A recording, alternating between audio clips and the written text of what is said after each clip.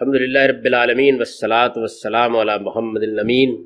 واعوذ باللہ من الشیطان الرجیم بسم اللہ الرحمن الرحیم۔ خواتین و حضرات، یہ سورہ بقرہ کی آیت 178 ہے جس سے درس کی ابتدا ہو رہی ہے۔ آیت 162 سے سورہ کی تیسری فصل شروع ہوئی ہے۔ اس تیسری فصل میں اب تک جو حقائق واضح کیے گئے ہیں ان میں سے پہلی چیز یہ تھی کہ اس دین کی بنیاد توحید پر ہے، لہذا توحید کے معاملے میں ادنا درجے کی کوئی مصالحت بھی نہیں کی جا سکتی۔ دوسری چیز یہ واضح فرمائی ہے کہ اس دین میں رسمی دینداری کی کوئی اہمیت نہیں ہے۔ اصل چیز یہ ہے کہ آدمی کا اللہ کے ساتھ سچا تعلق ہے یا نہیں، وہ اپنا مال دوسرے انسانوں پر خرچ کرنے کے لیے تیار ہے یا نہیں، وہ دوسروں کی خدمت کرنے کے جذبے سے سرشار ہے یا نہیں، وہ وعدوں کی پابندی کرنے والا ہے یا نہیں، وہ صبر اور استقامت کے ساتھ ہر طرح کے حالات میں اپنے پروردگار پر بھروسہ کر کے جینے کی اہلیت رکھتا ہے یا نہیں۔ یہ جو بنیادی اوصاف ہیں ان کو نہایت خوبی کے ساتھ واضح کیا ہے، اور یہ بتایا ہے کہ ہر حالت میں اگر ایک بندہ مومن ایفائے عہد کے ساتھ اپنے کیے گئے وعدوں پر قائم رہتا ہے اور صبر اور استقامت کے ساتھ حالات کا مقابلہ کرتا ہے تو دینداری کی حقیقت کو وہ اسی وقت پا سکتا ہے۔ یہ ظاہر ہے کہ اس میں جو اصل پس منظر ہے وہ یہود کا پس منظر ہے۔ ان کو یہ بتایا گیا ہے کہ وہ جن چیزوں کو دینداری کی چیزیں سمجھتے ہیں اللہ کے نزدیک ان کی کوئی اہمیت نہیں ہے۔ سچا ایمان اور سچا عمل، وعدوں کی پابندی، صبر اور استقامت، اور آدمی کا دوسرے انسانوں کی خدمت کے جذبے سے سرشار ہونا، یہ اصل دینداری ہے۔ اس حقیقت کو پوری وضاحت کے ساتھ بیان کیا ہے۔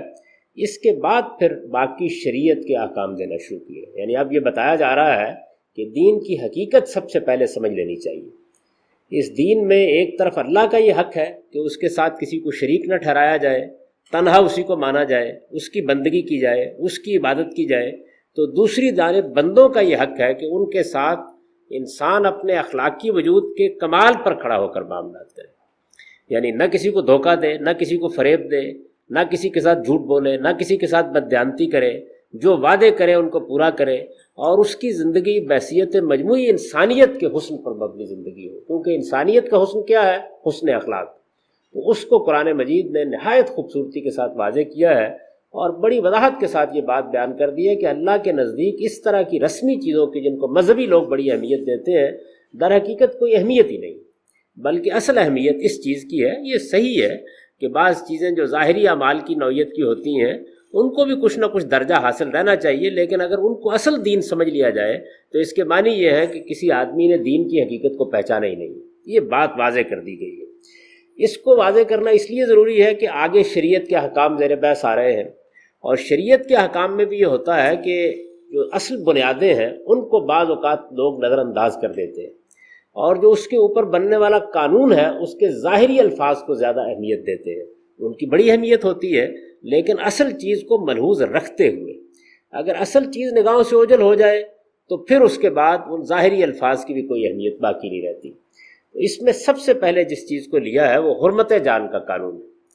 چنانچہ ارشاد فرمایا کہ یا ایھا الذین آمنوا کتب علیکم القصاص فی القتل، ایمان والو تم میں جو لوگ قتل کر دیا جائیں ان کا قصاص تم پر فرض کیا گیا ہے۔ یعنی سب سے پہلے اس کو لیا ہے کہ انسانی جان کو اللہ تعالیٰ کے قانون میں غیر معمولی حرمت حاصل ہے۔ یہ بات قرآن مجید سے بالکل واضح ہو جاتی ہے کہ کسی انسان کی جان کے معاملے میں بے پرواہی یا بے اعتنائی یا اس کے خلاف کوئی اقدام، یہ کتنا بڑا جرم ہے۔ اس کو اللہ تعالیٰ نے بالکل واضح کر دیا ہے، اور یہ صاف صاف طریقے سے بتا دیا ہے کہ انسانی جان کو یہ حرمت حاصل ہے کہ اگر کسی نے اس کے ہتک کی جرات کی تو پھر اس کو معلوم ہونا چاہیے کہ اس کا انجام وہی ہوگا جو اللہ تعالیٰ سے سرکشی کرنے والے لوگوں کا ہوتا ہے، اور وہ ہمیشہ کے لیے جہنم میں ڈال دیا جائے گا۔ ظاہر ہے کہ اس سے آگے کوئی چیز نہیں ہو سکتی۔ یہ ایک انتہائی بڑا گناہ ہے، انتہائی سنگین گناہ ہے، اور قرآن نے اس کو اسی طریقے سے بیان کیا ہے۔ چنانچہ آپ دیکھیں گے کہ جس جگہ پر بھی قرآن مجید اخلاقیات کی فہرست بیان کرتا ہے یا بنیادی احکام بیان کرتا ہے، وہاں شرک کے بعد یا بدکاری کا ذکر ہوگا یا قتل کا ذکر ہوگا۔ گویا سب سے بڑے جو گناہ ہے وہ یہی گناہ ہے، اور ان میں قتل کی اہمیت یہ ہے کہ یہ در حقیقت پوری انسانیت کے خلاف ایک جرم ہے۔ قرآن مجید نے اس کو دوسرے مقامات پر واضح کیا ہے اور یہ بتایا ہے کہ ہم نے تو ہمیشہ سے اپنی شریعت میں اور اپنے دین میں جب بھی پیغمبروں کو دی ہے یہ بات لکھ دی تھی ان کے اوپر کہ من قتل نفسا بغیر نفس و فساد فی الارض فکانما قتل الناس جمیعا، کہ جس نے کسی ایک انسان کو قتل کیا اس نے پوری انسانیت کو قتل کیا، اور جس نے ایک انسان کو زندگی بخشی من احیا فکانما احیا الناس جمیعا، اس نے پوری انسانیت کو زندگی بخشی۔ اس میں دونوں باتیں واضح کر دی ہیں۔ ظاہر ہے کہ کوئی انسان کسی مردے کو زندہ نہیں کر سکتا۔ زندگی بخشنے کا مطلب یہ ہے کہ زندگی کا اہتمام کرنا، زندگی کی ضروریات کا خیال رکھنا، کسی انسان کی جان بچانے کی کوشش کرنا، اس کو زندگی کے مصائب میں مدد دینا، یہ اس کا گویا زندہ کرنا ہے۔ تو اس چیز کو قرآن مجید نے دونوں پہلوؤں سے واضح کر دیا کہ اگر تم انسانی جان کی حرمت کو قائم رکھتے ہو اور اس کی خدمت کے جذبے کے ساتھ اس کی زندگی کے سامان پیدا کرتے ہو تو یہ پوری انسانیت کو زندہ کرنے کے مترادف ہے، اور اگر انسانوں کے خلاف اقدام کرتے ہو اور ان کی جان لینے کی کوشش کرتے ہو تو یہ پوری انسانیت کے قتل کے مترادف ہے۔ دو صورتوں میں اس کی اجازت دی ہے، اور چونکہ یہ بڑا نازک معاملہ ہے اس وجہ سے قرآن مجید نے خود متعین کر دیا ہے کہ کوئی اجتہاد کرنے والا، کوئی پارلیمان، کوئی حکومت اس معاملے میں حدود سے تجاوز نہ کرے۔ چنانچہ بتا دیا ہے کہ صرف دو صورتیں ہیں جس میں انسانی جان لی جا سکتی ہے، ایک یہ کہ اس انسان نے کسی دوسرے کو قتل کر دیا اور اس کے قصاص میں اس کو قتل کیا جا رہا ہے، اور دوسرے یہ کہ اس نے فساد پیدا کر کے انسانوں کی جان، مال، آبرو کو خطرے سے دوچار کر دیا، ان کے خلاف وہ اٹھ کھڑا ہوا ہے اور سوسائٹی اور معاشرہ کسی طرح اس پر قابو نہیں پا رہا، تو اس صورت میں اس کو یہ سزا دی جا سکتی ہے۔ اس کے علاوہ کوئی جرم نہیں ہے جس میں اس نوعیت کا کوئی اقدام کیا جا سکے۔ تو یہاں یہ بتایا جا رہا ہے کہ اے ایمان والو، تم میں جو لوگ قتل کر دیے جائیں ان کا قصاص تم پر فرض کر دیا گیا۔ قصاص قرآن مجید کی خاص اصطلاح ہے۔ اس کی اصل معنی تو یہ ہے کہ آپ کسی کے پیچھے اس کے نقوش قدم پر چلتے ہیں تو عربی زبان میں اس کو اس فعل سے تعبیر کیا جاتا ہے، لیکن ظاہر ہے کہ یہاں اس کا اصطلاحی مفہوم مراد ہے، یعنی کسی نے اگر کوئی جرم کیا ہے تو اس کے ساتھ وہی معاملہ کیا جائے جو اس نے کیا ہے۔ تو قصاص کا جو قانون قرآن مجید میں بیان ہوا ہے وہ در حقیقت انسان کی جان اور اس کے جسم کی حرمت کا قانون ہے، یعنی اگر کسی نے جان لی ہے تو پھر اس کو تیار رہنا چاہیے کہ اس کی جان بھی لی جا سکتی ہے، اگر کسی نے کسی کی ہتک کی ہے تو اس کو تیار رہنا چاہیے کہ اس کے ساتھ یہی معاملہ کیا جا سکتا ہے، اگر کسی نے کسی کو زخم پہنچایا ہے تو اس کو تیار رہنا چاہیے کہ اس کے ساتھ یہی معاملہ کیا جا سکتا ہے۔ تو فرمایا کہ یہ جو قصاص ہے یہ تم پر لینا لازم کیا گیا ہے، یہ فرض ہے تمہارا،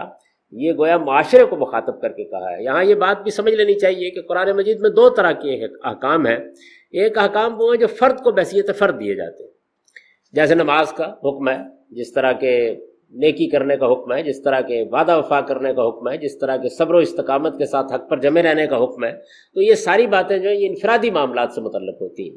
ایک وہ احکام ہے کہ جو پورے معاشرے کو دیے جاتے ہیں، یعنی مسلمانوں کو ان کی اجتماعی حیثیت میں حکم دیا جاتا ہے۔ جو احکام اس حیثیت سے دیے جاتے ہیں ان پر کوئی فرد عمل نہیں کر سکتا، اس کے لیے ضروری ہے کہ معاشرہ اپنے اجتماعی نظم کے ذریعے سے اس پر عمل کرے، اور ظاہر ہے کہ یہ اجتماعی نظم حکومتی کی صورت میں قائم ہوتا ہے۔ تو جس نوعیت کی بھی حکومت ہو، وہ قبائلی دور میں قبائلی نوعیت کی حکومت ہوگی، وہ آج کے منظم زمانے میں منظم دور کی حکومت ہوگی، جیسی بھی حکومت ہو، مسلمانوں کا نظم اجتماعی ہے جس کو یہ احکام دیے گئے ہیں کہ وہ مثال کے طور پر قتل کا قصاص لیں، یا مثال کے طور پر جہاد کریں، یا اس نوعیت کے اور جتنے احکام ہیں جن کا اصل مخاطب معاشرہ ہے۔ تو اس حکم کا مخاطب بھی معاشرہ ہے، اور معاشرے سے یہ کہا گیا ہے کہ تم پر یہ فرض کیا گیا ہے کہ تمہارے دائرہ اختیار میں اگر کوئی قتل ہو جاتا ہے تو اس کا قصاص لو۔ اب ظاہر بات ہے کہ اس کے نتیجے میں بہت سے فرائض ہیں جو آپ سے آپ اجتماعی نظم پر عائد ہو جاتے ہیں۔ اس سے یہ فرض عائد ہوتا ہے کہ قاتلوں کا سراغ لگانے کی ذمہ داری معاشرے پر ہے، انہیں گرفتار کرنے کی ذمہ داری معاشرے پر ہے، انہیں قانون کی گرفت میں لانے کی ذمہ داری معاشرے پر ہے، اور پھر مقتول کو یہ حق دینے کی ذمہ داری معاشرے پر ہے کہ وہ اب اپنے قصاص کا مطالبہ کر سکے۔ یہ تمام ذمہ داریاں ایک اچھے معاشرے کو اگر قتل ہو جاتا ہے، اتنے بڑے جرم کا ارتکاب ہو جاتا ہے، تو اسے ادا کرنی ہے۔ اس میں قرآن مجید نے اگلی بات یہ واضح کی ہے کہ مساوات کا قانون ہوگا، یعنی کوئی آدمی کسی مقتول کے بارے میں یہ بحث نہیں کر سکتا کہ اس کی معاشرے میں یہ حیثیت تھی، نہیں، یہ انسانی جان کی حرمت ہے، اور انسانی جان جان کی حیثیت سے بالکل یکساں ہے۔ تو اس کو واضح کیا ہے کہ الحر بالحر والعبد بالعبد والانثى بالانثى، یعنی یہ قصاص کیسے لیا جائے گا؟ اس طرح کہ قاتل آزاد ہو تو اس کے بدلے میں وہی آزاد، یعنی آپ یہ نہیں کہہ سکتے کہ یہ آزاد ہے تو ہم اس کے بدلے میں 2 قتل کروائیں گے، یہ نہیں کہہ سکتے کہ یہ غلام ہے تو اس کے بدلے میں تمہارے آزاد کا مطالبہ کریں گے، یعنی جو حیثیت بھی کسی کی ہے اس سے قطع نظر کر کے، قاتل آزاد ہو تو اس کے بدلے میں وہی آزاد، غلام ہو تو اس کے بدلے میں وہی غلام، عورت ہو تو اس کے بدلے میں وہی عورت۔ ظاہر ہے کہ اس وقت کی معاشرت میں یہ تقسیم موجود تھی، غلاموں کی حیثیت آزاد لوگوں کی طرح کی نہیں تھی، عورتوں کو وہ یہ حیثیت دینے کے لیے تیار نہیں تھے کہ کسی عورت کے قتل کے بدلے میں بھی کسی مرد کو قتل کیا جا سکتا ہے۔ قرآن مجید نے اس کے بارے میں بالکل واضح کر دیا کہ یہاں کامل مساوات ہوگی، بیلاگ انصاف ہوگا، اور اس طرح گویا جاہلیت کے دور کی تمام ناانصافیوں کا خاتمہ کر دیا، اور یہ بتا دیا کہ ادنا ہو، اعلیٰ ہو، امیر ہو، غریب ہو، شریف ہو، وضیع ہو، آزاد ہو، غلام ہو، سب ایک آدم و حوا کی اولاد ہیں، اور انسانی جان کی حرمت کے معاملے میں ان کے درمیان کسی نوعیت کا کوئی فرق نہیں کیا جا سکتا۔ یہ بات واضح کرنے کے بعد فرمایا فمن عفی لہ من اخیہ شیء فاتباع بالمعروف واداء الیہ باحسان۔ اب گویا ایک رعایت کا اعلان فرمایا، اور وہ رعایت یہ کی کہ قصاص تو تم پر فرض کیا گیا ہے، اس وجہ سے اگر مقتول کے ورثہ قصاص کا مطالبہ کرتے ہیں تو پھر کسی کا حق نہیں ہے کہ وہ مقتول کے لیے کوئی نرمی اپنے اندر پیدا ہونے دے۔ ظاہر ہے کہ جن کا نقصان ہوا ہے یہ جرم ثابت ہو گیا، یہ فیصلہ تو ریاست کو کرنا ہے، وہ واقعی قاتل ہے یہ فیصلہ بھی اسی کو کرنا ہے، سزا بھی اسی کو دینی ہے۔ لیکن اب گویا مقتول کے ورثہ درمیان میں آ گئے ہیں، ان سے پوچھا جائے گا کوئی رعایت دینے کے لیے تیار ہے؟ اگر وہ رعایت دینے کے لیے تیار نہیں ہے تو پھر کوئی ریاست رعایت نہیں دے سکتی، لیکن اگر وہ رعایت دے دیتے ہیں تو اس کا نفاذ لازمی طور پر ریاست کی ذمہ داری نہیں ہے۔ اس کی وجہ یہ ہے کہ ان کی طرف سے رعایت مل جانے کے بعد بھی ملک کی، قوم کی حالات کی مجموعی صورتحال یا قاتل کی مجموعی صورتحال کو دیکھ کر یہ فیصلہ کیا جائے گا کہ رعایت اسے دینی ہے یا نہیں۔ اس معاملے کو عام طور پر ہمارے ہاں چونکہ غلط طریقے سے بیان کیا گیا ہے تو اس کا نتیجہ یہ نکلا ہے کہ اسلامی قانون کے بارے میں بہت سے سوالات اس زمانے میں پیدا ہو گئے۔ مثلا یہ سوال پیدا ہو گیا کہ اگر کسی موقع پر مقتول کے ورثہ خود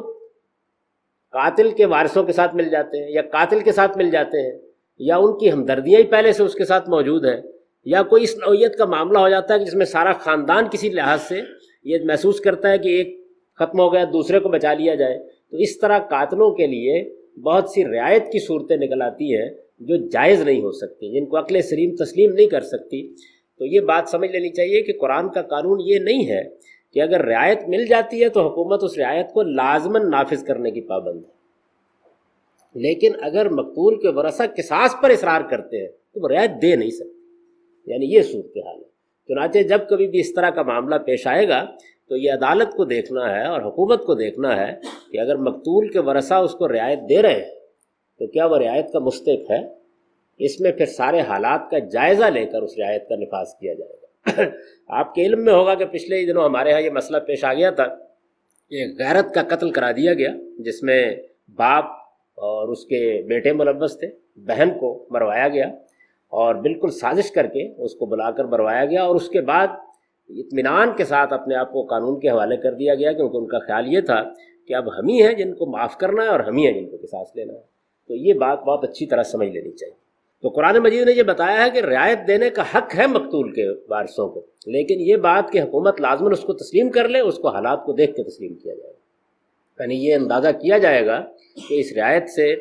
قانون شکنی کی کوئی روایت تو نہیں پڑ رہی، غلط نوعیت کی کوئی رعایت تو نہیں مل رہی، مجرم جو فی الواقع ایک سنگین جرم کا ارتکاب کر چکا ہے اس کے ساتھ کوئی سازش کا معاملہ تو نہیں ہو رہا، ہمدردی کی نوعیت تو تبدیل نہیں ہو رہی، کوئی لینے دینے کے معاملات تو نہیں کر لیے گئے ہیں۔ یہ ساری چیزیں دیکھ کر پھر ریاست یا عدالت یہ حق رکھتی ہے کہ وہ رعایت کا فیصلہ قبول کر لے،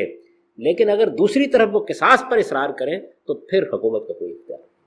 کیونکہ ان کا آدمی گیا ہے، اور وہ اگر کہتے ہیں کہ ہم ہر حال میں قاتل ہے، معلوم ہو گیا قاتل ہے، ثابت ہو گیا قاتل ہے، ہر حال میں اس کو مارنا چاہتے ہیں، پھر کوئی دوسرا مداخلت نہیں کر سکتا۔ رعایت کے معاملے میں حکومت کو وسیع اختیارات حاصل ہیں، اور وہ حالات کو دیکھ کر، عدالت بھی حالات کو دیکھ کر فیصلہ کرے گی۔ اب قرآن نے یہ بتایا کہ اگر کوئی رعایت دے دی جاتی ہے، اس کو عدالت بھی قبول کر لیتی ہے، تو پھر کیا ہوگا؟ پھر یہ ہے کہ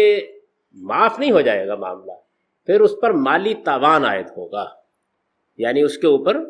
ایک جرمانہ عائد کر دیا جائے گا، جس طرح کہ اب قتل خطا میں اس کے سوا کوئی چارہ ہی نہیں ہے۔ آپ نے ابھی دیکھا ہے کہ ہمارے ایک بڑا حادثہ ہوا ہے، تو اس حادثے کے بعد بھی آپ کیا دے سکتے ہیں؟ یہی ہے نا کہ کچھ نہ کچھ جو وارث ہیں ان کی مدد ہو جائے، تو اس میں ایک کمپنسیشن کی رقم مقرر کر دی جاتی ہے۔ اسی چیز کو مالی تاوان یا جرمانہ کہہ لیں آپ، دیت کی صورت میں قرآن مجید کہتا ہے کہ دینا لازم ہے، یعنی اگر انہوں نے معاف کر دیا ہے تو پھر اس کے بعد مالی تاوان عائد ہوگا۔ اور اس مالی تاوان کے عائد کرنے کے بارے میں جو قانون بتایا وہ یہ ہے کہ فاتباع بالمعروف، اس میں سوسائٹی کے دستور کو ملحوظ رکھا جائے، یعنی قرآن مجید نے اس کی کوئی مقدار مقرر نہیں کی، اس معاملے میں کوئی پابندی عائد نہیں کی۔ اس کی وجہ یہ ہے کہ حالات کے لحاظ سے اس میں تبدیلی آتی رہتی ہے۔ جیسے عورتوں کے مہر کے بارے میں یہ کہا ہے کہ اس میں دستور کی پابندی ہوگی، حالات کی پابندی ہوگی، تو اگر کسی معاشرے کے اندر کوئی دستور پہلے سے چلا آ رہا ہے تو اسلام کو کوئی اعتراض نہیں ہے، اسی کو قانون بنا دیا جائے گا۔ اگر معاشرہ راضی ہے، اس پر معاملات ٹھیک چل رہے ہیں، تو اسلام کا مزاج یہ ہے کہ وہ جن چیزوں کو معاشرے کے دستور پر چھوڑتا ہے ان میں پھر کوئی زیادہ مداخلت نہیں کرتا۔ اور اگر کسی جگہ کوئی دستور موجود نہیں ہے، پہلے سے کوئی کمپنسیشن کا قانون نہیں ہے، کوئی دیت کا قانون نہیں ہے، کوئی مالی تاوان یا جرمانے کی مقدار مقرر نہیں، تو ارکان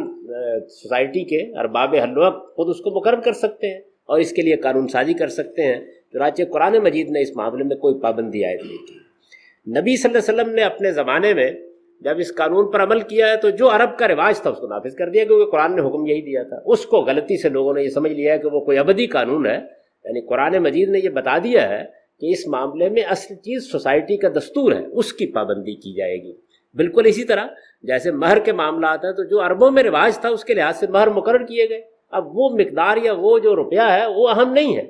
اصل اصول یہ زیر بحث ہے کہ سوسائٹی کا دستور کیا ہے۔ وہ اس زمانے میں ایک ہو سکتا تھا، آج کے زمانے میں اس سے مختلف ہو سکتا ہے۔ اب عربوں میں اس کی تاریخ کا مطالعہ کرنے سے معلوم ہوتا ہے کہ بالعموم عورتوں کی دیت عادی ہوتی تھی۔ یہ معلوم ہوتا ہے کہ بادشاہوں کی دیت بعض اوقات 10 گنا ہوتی تھی۔ اس طرح کے بہت سے رواج تھے، تو ان ساری چیزوں کے معاملے میں کسی چیز کو چھیڑا نہیں گیا، بس جو سوسائٹی جس پر راضی ہے کمپنسیشن کے قانون میں وہی اختیار کر لیا جائے۔ ابھی ہم نے یہ اعلان کیا کہ 2 لاکھ روپے 3 لاکھ روپے دیے جائیں گے، ظاہر ہے کہ اس کے پیچھے کوئی الہامی سند تو نہیں ہے، ایک سوسائٹی نے ایک چیز طے کر رکھی ہوئی ہے، اس پہ اعتراض بھی ہو سکتا ہے، تنقید بھی ہو سکتی ہے، اس میں تبدیلی بھی ہو سکتی ہے، تو اس کو معاشرے پر چھوڑ دیا گیا۔ فاتباع بالمعروف،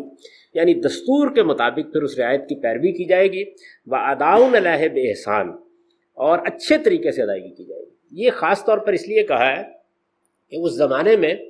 دیت کی ادائیگی روپے کی صورت میں نہیں ہوتی تھی، زیادہ تر جانوروں کی صورت میں ہوتی تھی۔ اب اونٹ آپ نے دینے ہیں، بکریاں دینی ہیں، یا اس طرح کی کوئی اور چیز دینی ہے تو اس میں بہت کچھ نقصان پہنچایا جا سکتا ہے۔ اسی طرح اگر کوئی جنس دینی ہو، کسی علاقے میں یہ صورتحال ہو تو وہاں پر بھی بہت کچھ کمی بیشی کی جا سکتی ہے۔ تو روپے پیسے اور کرنسی کا جو رواج اب ہے ظاہر ہے اس زمانے میں نہیں تھا، تو قرآن مجید نے اس کی ہدایت کی اور اس میں یہ بتایا کہ یہ بات اچھی طرح سمجھ لو کہ یہ جو رعایت تم کو ملی ہے اس رعایت کی تمہیں قدر کرنی چاہیے، یعنی یہ معاملہ نہیں ہونا چاہیے کہ اس سے فائدہ اٹھانے کی کوشش کی، بلکہ نہایت خوش اسلوبی کے ساتھ اس ذمہ داری کو پورا کیا جائے۔ فرمایا ذالک تخفیف من ربکم ورحمہ، کہ یہ اللہ تعالیٰ نے جو تمہارے لیے ایک نرمی کی ہے یہ خدا کی طرف سے رعایت ہے اور یہ اس کی خاص عنایت ہے، ورنہ تو وہ یہ کہہ دیتے کہ نہیں کسی حال میں بھی رعایت نہیں دی جا سکتی۔ یعنی یہ جرم ایسا جرم تھا، قتل کا جرم، کہ اس میں اگر اللہ تعالیٰ یہ فرما دیتے تو یہ بالکل حق تھا، لیکن انہوں نے رعایت کی گنجائش جو پیدا کی تو فرمایا کہ یہ تمہارے پروردگار کی طرف سے ایک رعایت بھی ہے ورحمہ، اور ان کی عنایت بھی ہے۔ فمن اعتدی بعد ذلک، اب کوئی آدمی اگر اس کے بعد بھی زیادتی کرتا ہے، یعنی ایک مرتبہ دیت پر معاملہ کر لیا، اس کے بعد بہانہ بنا کے قتل کر ڈالا، کوئی اور سازش کر ڈالی، یا اس کی ادائیگی میں بعض مسائل پیدا کر دیے، تو فرمایا کہ جو اللہ تعالیٰ کی اس رعایت سے ناجائز فائدہ اٹھاتا ہے فَلَهُ عَذَابٌ عَلِيمٌ، یہ معاملہ اتنا خطرناک ہے کہ پھر اس کو قیامت میں دردناک عذاب کا منتظر رہنا چاہیے۔ یعنی یہ بات بھی واضح کر دی کہ یہ جو رعایت کی گئی ہے اس میں حرمت جان کا اصلی حق تو یہی تھا کہ جان لے لی جاتی، لیکن اللہ نے عنایت فرمائی ہے، اب اس عنایت سے اور اس رعایت سے کوئی غلط فائدہ اٹھانے کی کوشش نہیں کرے گی۔ اس میں ظاہر ہے کہ قاتل اور اس کے خاندان والوں کو بھی تنبیہ ہے کہ اللہ تعالیٰ نے تمہیں یہ موقع دیا ہے، اب اگر اس کے بعد تم زیادتی کرتے ہو تو کفران نعمت کا ارتکاب کرتے ہو، اس کے پردے میں مقتول کے خاندان پر کسی نئے ظلم کے لیے اسکیم بناتے ہو تو اندازہ کر لو کہ کس کے ساتھ معاملہ پڑنے والا ہے، تو اس لحاظ سے متنبہ کر دیا۔ وَلَكُمْ فِي الْقِصَاصِ حَيَاتٌ يَا أُولِي الْأَلْبَابِ، اور تمہارے لیے قصاص میں زندگی ہے عقل والوں، یعنی اب اس قانون کی حکمت واضح کی۔ یہ قرآن مجید ہر موقع پر کرتا ہے، یہ بتاتا ہے کہ اگر اللہ نے کوئی قانون بنایا ہے تو یہ در حقیقت اپنے اندر کیا حکمتیں رکھتا ہے۔ تو اب یہ بتایا کہ یہ جو قصاص کا قانون ہے،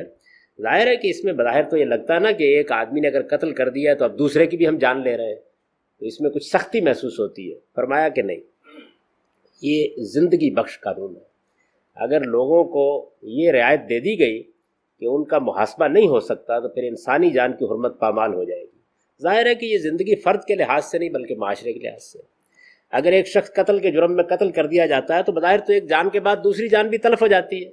لیکن اگر حقیقت کے اعتبار سے دیکھا جائے تو اس کے قتل سے پورے معاشرے کے لیے زندگی کی ضمانت پیدا ہوتی ہے۔ اگر اس سے قصاص نہیں لیا جائے گا تو ظاہر ہے کہ جس ذہنی خرابی میں یہ آدمی مبتلا ہے اور اس کے نتیجے میں ایک بے گناہ کے قتل کا مرتکب ہوا ہے، یہ خرابی پورے معاشرے میں متعدی ہو جائے گی۔ اور ظاہر ہے کہ اس میں یہ نہیں استدلال کیا جا سکتا کہ ایک ذہنی بیماری ہے، اس کی وجہ یہ ہے کہ بیماری میں بھی بہت فرق ہوتا ہے۔ بہت سی بیماریاں ایسی ہیں کہ جن میں آپ کچھ دوا دے کر علاج کر لیتے ہیں، اور بہت سی بیماریاں ایسی ہیں کہ جن میں بہرحال عضو کو کاٹنا پڑتا ہے۔ تو اس وجہ سے بتا دیا کہ یہ زندگی بخش قانون ہے، اس قانون کو اسی طرح رہنا چاہیے، اور تم کو اس لیے دیا گیا ہے لعلکم تتقون، تاکہ تم حدود الہی کی پابندی کرتے رہو۔ اب اس میں جو قانون کی صورت ہمارے سامنے آتی ہے اس کا ایک مرتبہ پھر خلاصہ ذہن نشین کر لیجئے۔ وہ سادہ لفظوں میں یہ قانون ہے کہ اللہ تعالیٰ نے کسی انسان کی جان لینے کا کسی کو حق نہیں دیا۔ یہ صرف دو صورتیں ہیں جن میں کوئی اس طرح کا اقدام قانون کر سکتا ہے، اس میں سے ایک صورت یہاں زیر بحث ہے، اور وہ صورت یہ ہے کہ کسی آدمی نے کسی دوسرے کو قتل کر دیا ہے۔ دوسری صورت انشاءاللہ سورہ مائدہ میں زیر بحث آئے گی، یہاں اس کو بیان کیا ہے۔ اگر ایسا معاملہ ہو گیا ہے تو اصل قانون قصاص ہے۔ قاتل کے بارے میں پتہ چل گیا کہ وہ قاتل ہے، قانون نے فیصلہ کر دیا کہ اس کو سزا دی جائے گی۔ اب اس کے بعد مقتول کے وارثوں کو یہ حق دیا ہے کہ وہ کیا کہتے ہیں۔